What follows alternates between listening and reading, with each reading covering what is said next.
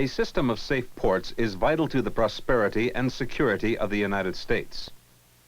The United States Coast Guard is charged by law with maintaining the safety of these ports. As a captain of the port inspector, you represent the Coast Guard and play a major role in the port safety program.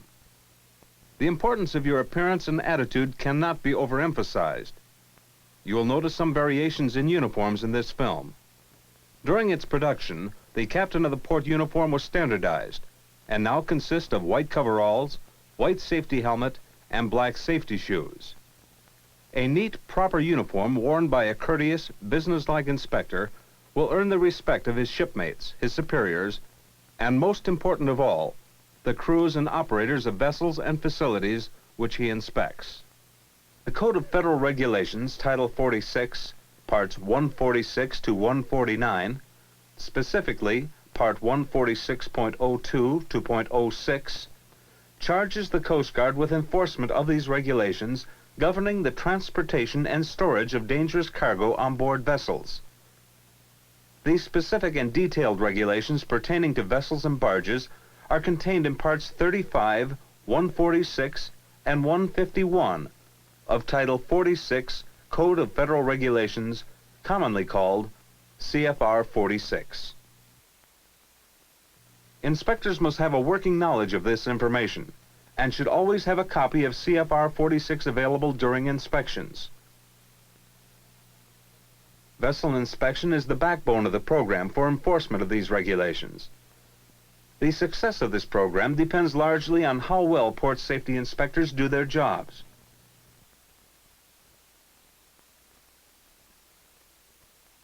Inspection starts with a call on the master, or in his absence, the first mate of the vessel.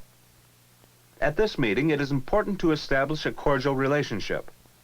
One man should go topside to start the outside inspection, while the other explains the procedures and purpose of the inspection.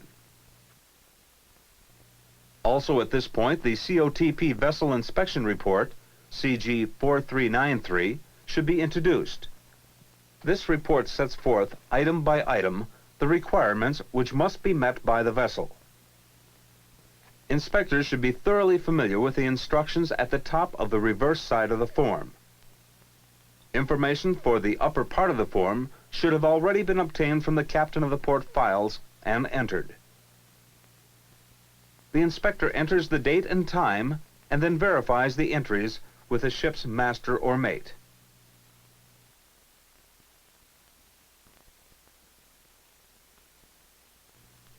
Name of the vessel, flag under which it sails, its berth or anchorage, estimated time of departure, type of vessel, kind of document, home port, official number, length, pilot number, type of propulsion, the gross or net tonnage.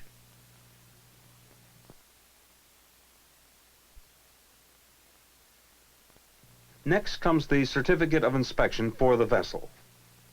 4 items of information are required here: the expiration date,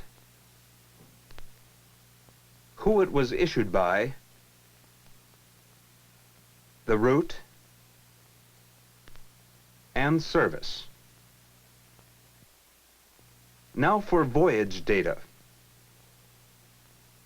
Number of the voyage, next port of call, and the last port visited. Then comes location of boarding information. 4 items: chart number, a prominent point of reference on the chart, its bearing from the vessel, and the distance. Since this ship is at a pier rather than at anchor, these items do not apply and are left blank. The next items on the list are on the right-hand center part of the inspection form. They require the name, address, and zip code of the vessel owner, the charterer, the agent,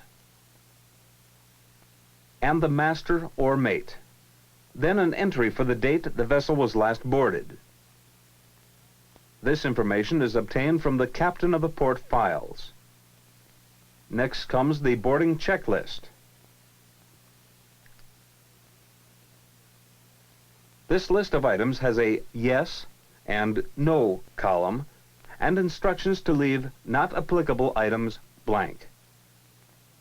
These questions can generally be satisfied by the master or mate of the vessel. First is whether or not any dangerous cargo is aboard.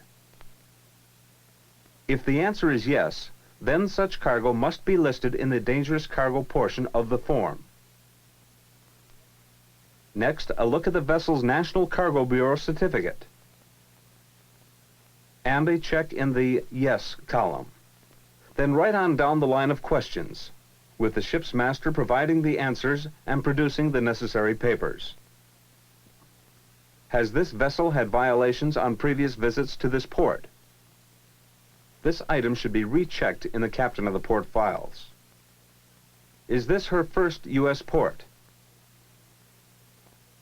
Was the advance notice of arrival given the captain of the port? Has the vessel received port dispersal instructions? Is there an international shore connection aboard? Is the vessel's load line submerged? This can be checked as inspectors come aboard.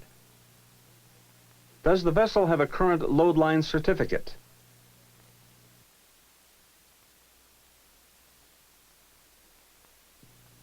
Is the vessel a participant in the AMVER program? If not, give the master information on AMVER. Is there a letter of compliance aboard? Is the oil record book available? This item is only for vessels of over 500 gross tons which use oil for fuel.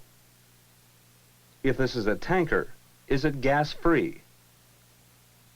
And is the vessel in ballast? The bottom part of the form is devoted to the listing of dangerous cargo which is aboard. The information required here, name, class, weight, etc., should be obtained from the Dangerous Cargo Manifest. While the items on the front side of the vessel inspection form are being satisfied in conference with the ship's master, the other inspector has been taking care of the topside part of the inspection. These requirements are listed on the reverse side of CG 4393. The instructions at the top part of the page should have been studied before starting the inspection. They should now be followed closely. Next is a note reminding inspectors to inspect cargo and papers for compliance with 46 CFR 146.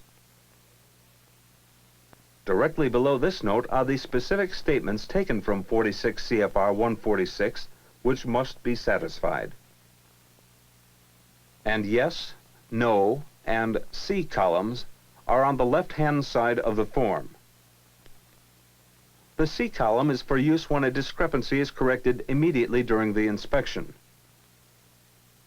Items which do not apply during an inspection should be left blank. Whenever possible, the topside inspector should be accompanied by a member of the ship's crew. The first item requires the inspector to determine that the handling and stowage of dangerous cargo is supervised by a responsible person. This determination usually must be based on personal contact and observation of the man. Next, check the Dangerous Cargo Manifest, list, or stowage plan to see that it is properly made out, listing all dangerous cargo, the amount, and where it is stowed. Dangerous cargo should also be inspected for proper markings and labels. Check areas where dangerous cargo is being handled for the required no smoking signs. Be sure any welding or hot work is being done in a safe manner and that the captain of the port has issued a permit covering this work. Were papers such as shipping orders or dock receipts available as required? And last in this column, the question of compliance with 46 CFR parts 146.20 through 146.29. Some 700 pages of the detailed regulations covering the handling, loading, and storage of explosives, inflammable solids, oxidizing materials, corrosive liquids, compressed gases, poisons, combustible liquids, hazardous articles, and other dangerous cargo. Like the other items in this series, the inspector must have a good working knowledge of parts 146 to 149 of Title 46 to conduct a good inspection.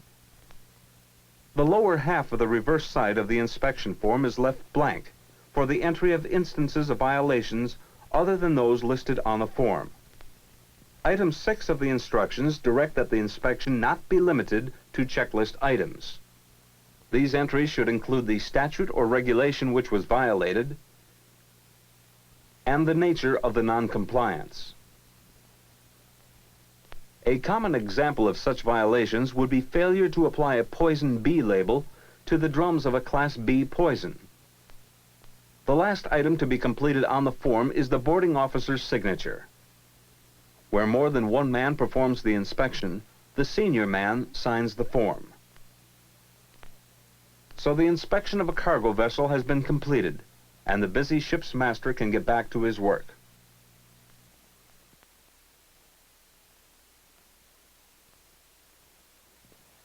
Inspection procedures for tank vessels are basically the same as for cargo vessels. However, there's a much greater interface with the waterfront facility during liquid cargo transfer operations than during dry cargo operations. The Waterfront Facility Inspection Report Form CG 4200 is being revised to reflect this interrelation. The revised form will be used together with a vessel inspection form CG 4393A in cases where transfer operations are in progress. In the meantime, inspection teams must be alert to assure compliance with the waterfront facility regulation during their inspections. Should violation of these regulations be observed, the operation should be stopped until the situation is corrected. Particular attention is invited to 33 CFR 126.15(o) and the oil pollution regulations contained in 33 CFR 154, 155, and 156. Try to develop a cordial relationship with the ship's officers you'll be working with on the inspection, and try to be helpful. Answer any questions they may have about the inspection. The inspection form for tank vessels is CG 4393A. And the front side is the same as for cargo vessels, which we have already covered in detail. The instructions for using the form are at the top of the reverse side of the form and are also the same as for the cargo vessel. Directly below the instructions is a note directing boarding officers to inspect the cargo and papers of tank vessels and barges to assure compliance with 46 CFR Parts 35 and 151. Part 35 covers special operating requirements, which includes everything from shipping papers to plugging of scuppers and closing of sea valves. And Part 151 covers the requirements for unmanned barges. The specific items to be included in your inspection are listed on the center section of the form and have yes, no, and C columns on the left-hand side. As indicated in Item 4 of the instructions, the C column should be only checked when a violation is corrected before the inspection is completed. Any items not applicable to the vessel being inspected should be left blank. The first item on the checklist is for the inspector to determine that the person on watch is not under the influence of liquor or stimulant. This should be done by casual contact and observation. If there is such indication, the ship's master or mate should be advised immediately. The next item is to check for the required warning signs at the gangway. On this vessel, the sign was observed as the inspectors came aboard. A warning is also required on the radio room to prevent transmission during handling of dangerous cargo.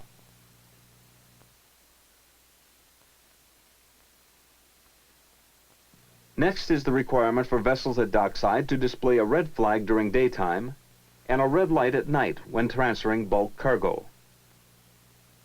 These warnings must be displayed so as to be visible from all sides. If transferring bulk cargo while at anchor, only a red flag shall be displayed. The next item is that a licensed officer be present on tank vessels. On this vessel, the master is on board, so a check goes in the yes column. Next, the inspector must determine that designated areas and times have been set aside when smoking will be authorized.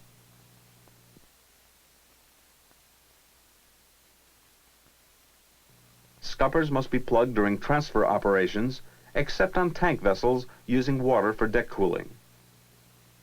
Flame screens are required over all cargo tank hatches, ullage holes, and butterworth plates.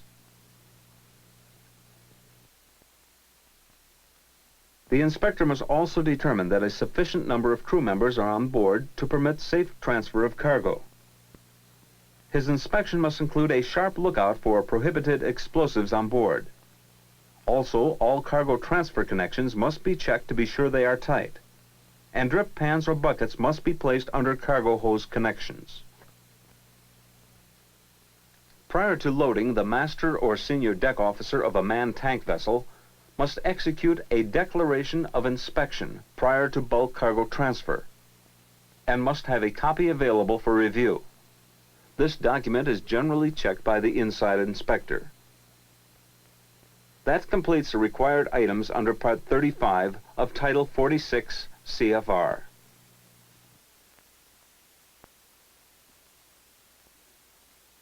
There is one item under Part 38 which must be satisfied. This is the requirement for a remotely controlled quick shutoff valve. It must be operative from the remote control to pass inspection. That is the final item on the checklist for tank vessels. The remaining items, all of which are covered in Title 46 CFR, Part 151, pertain to inspection of unmanned barges carrying dangerous cargo. For barges, as for tank vessels, the front side of CG 4393A must be completed in detail. And the 6 items of instructions apply as well.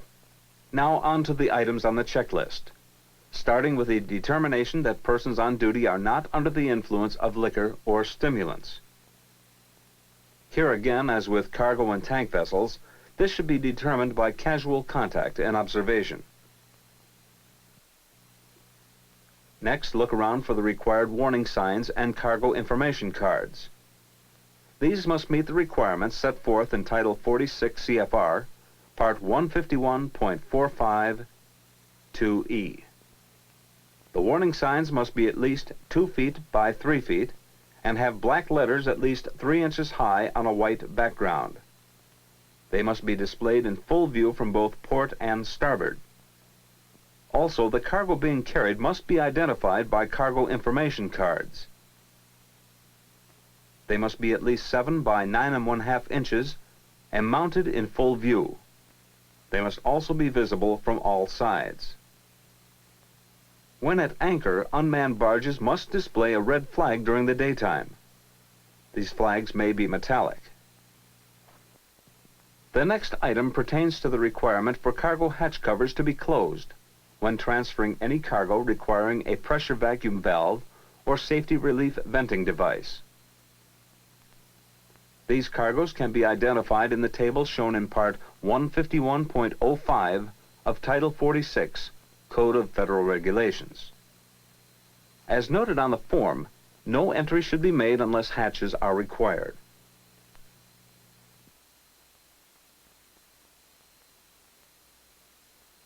By observing and questioning the tankerman in charge of the operation, the inspector must determine whether or not a sufficient number of qualified men are on duty to permit safe transfer operations. The certificate of inspection for the barge must always be available for review. Inspectors should check this certificate closely to make sure it is endorsed for the cargo which is being transferred. Also to see if any loading restrictions are noted for the barge. Another critical item is for proper cargo transfer connections. As with tank vessels, flange connections must have at least 3 bolts drawn up tight. And drip pans or buckets must be provided under hose connections. The final item on the checklist is to determine that no prohibited explosives are on board. Explosives shall not be loaded or carried aboard a barge carrying any products regulated by Part 151 of Title 46 CFR. As indicated in Item 6 of the instructions, inspection should not be limited to items on the checklist. The form has space for noting violations or statutes or regulations not specifically covered by the checklist. A common example for unmanned tank barges would be a violation of the requirements for proper venting under various conditions as defined in Part 151.15 of Title 46 CFR. All that remains to complete the barge inspection is the signature of the boarding officer. The facility or vessel operator does not receive a copy of the form. This item-by-item discussion of Vessel Inspection Report CG 4393A is intended only to acquaint Captain of the Port Inspectors with the basic procedures of good inspection. For specific requirements of the checklist items, inspectors must rely on Title 46 CFR, Parts 35 and 151. They must have a working knowledge of these texts and during inspections always have them available. The conscientious and intelligent use of the inspection form and applicable parts of Title 46 Code of Federal Regulations, Part 35 and 151, will guarantee a good inspection. And good inspections are one of the most vital parts of the port safety program.